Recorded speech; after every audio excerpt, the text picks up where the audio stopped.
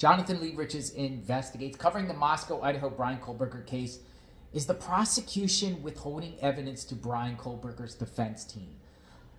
Might be possibility because there is a new response by the prosecution in reference to discovery that Bryan Kohberger's defense is asking for, and one particular piece of evidence that the defense wants, genetic genealogy, DNA, that the prosecution does not want to give to the defense. Check this out.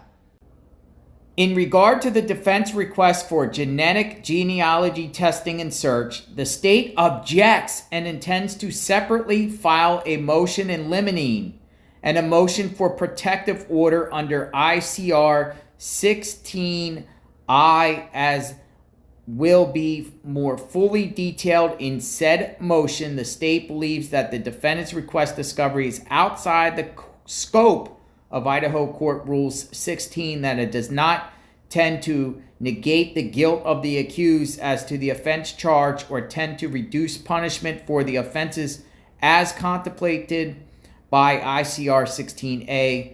It is not relevant. It is not material to the preparation of the defense. It is not intended for use by the state as evidence at trial, and none of the documentation being sought belongs to the defendant as contemplating by ICR 16B4. Genetic genealogy research does not constitute reports of examination of tests under ICR 16.5 B5 or 16B5. And any genetic genealogy result is exempt from disclosure.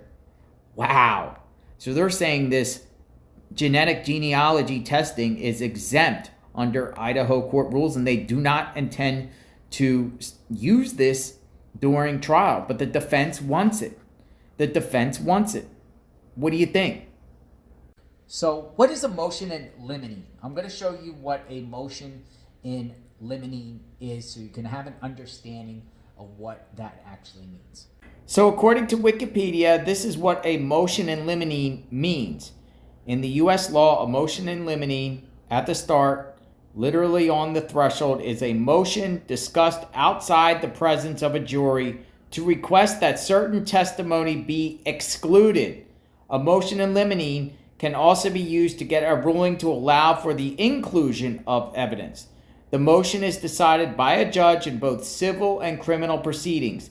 It is frequently used at pre-trial hearings or during trial, and it can be used at both the state and federal levels. The reasons for the motions are wide and varied, but probably the most frequent use of the motion in limine is a criminal trial is to shield the jury from information concerning the defendant that could possibly be unfairly prejudicial to the defendant if heard at trial.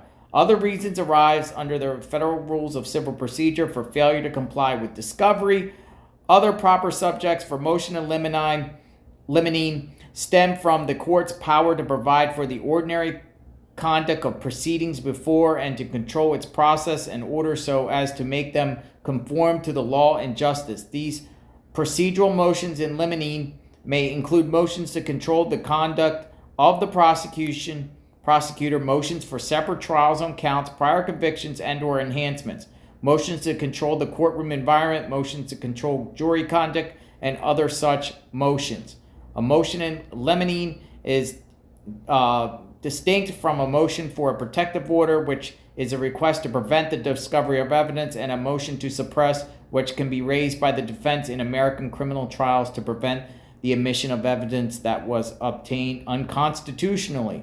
So there you go, a motion in limine. And that's what the prosecution filed in the Bryan Kohberger case about the genetic genealogy DNA being excluded from Bryan Kohberger's defense in discovery. Let me know what you think.